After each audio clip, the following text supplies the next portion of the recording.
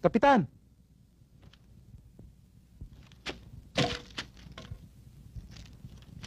Magaling na pala kayo.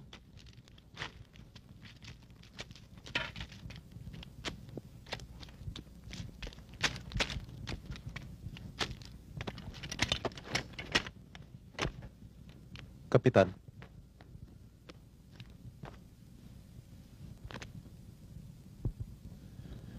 Kung hindi mo ko nakita, talagang hindi ako amin sa'yo na magaling na ako. Kailan pa ho, Kapitan? Mga ilang araw na, bago tayo magpadasal para sa 40 araw na kamatayan ni Nainay. Bago ho namin kayo dalhin sa luneta? May ibig sabihin ng tanong mo. Parang may gusto ko malaman sikreto. Oho, Kapitan. Tungkol ho sa pinatay na snatcher. Nagdududa ka? Na ako may kagagawa noon? Ganon ba?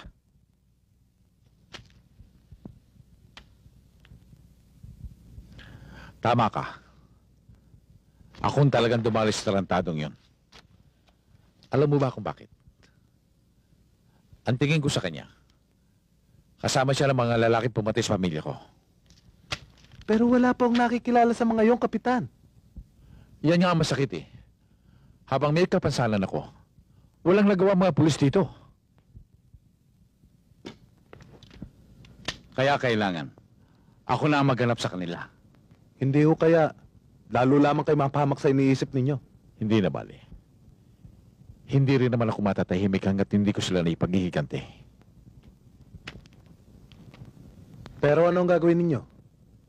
Paniniwalain ko sila na hanggang ngayon, sira ang aking ulo at ikaw lamang nakakalam yan. Magbibigilante ako.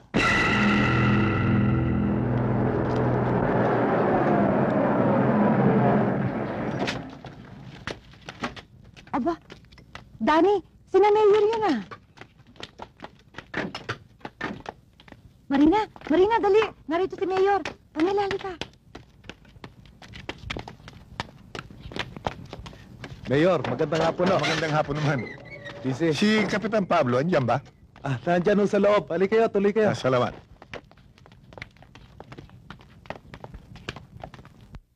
Magandang hapon ho, Mayor. Halika kayo. Magandang hapon naman. Mayor. Si Kapitan, andyan ba? Nasa loob ho, tuloy muna kayo. Ang gandang bata nito, oh. Oh, Basta po. dito lamang kayo, ha? Halika kayo, tuloy kayo, Mayor. Konsehal, maupo muna kayo.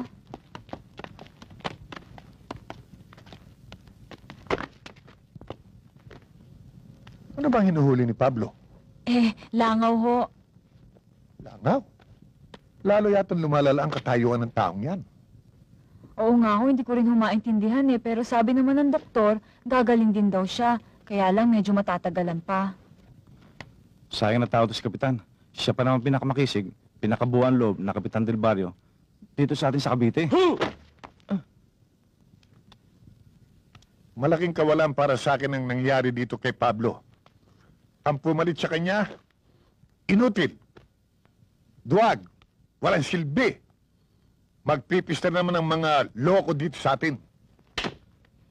Wala ho tayong magagawa, Mayor. Yun ang swerte niya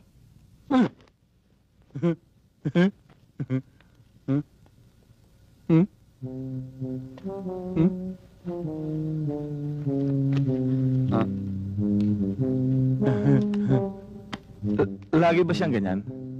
Oho. Ang kabutihan lang ho dyan kay Kapitan, hindi siya nananakit. Maliban na lang ho kapag nakakita siya ng taong sinasaktan. At ayaw na ayaw ho niyang nakakakita ng taong inaapi. Ganun ba? Meron na bang insidenteng nangyari sa inyo na kamukha nun? Meron na po.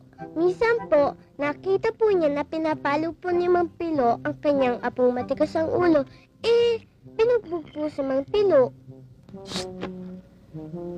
Mabuti na lang ho, hindi nagdemanda. Ganun naman pala eh. Di delikado. Bakit hindi natin siya ipadala sa psychopathic? Naku, wag ho, Mayor. Kabilin-bilinan ho nung kapatid niyang doktora. Wag daw siya ipasok sa mental hospital dahil baka lalong lumala.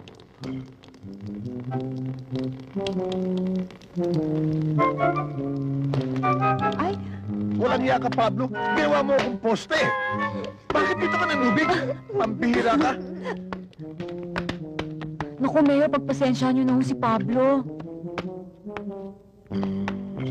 Mayor, umuwi na ho tayo. Mukhang binabalisaw si Kapitan.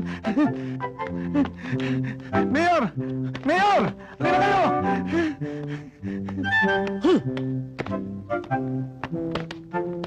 Walang iya itong- Mayor, wag ho kayong madadala. Bumalik ho kayo.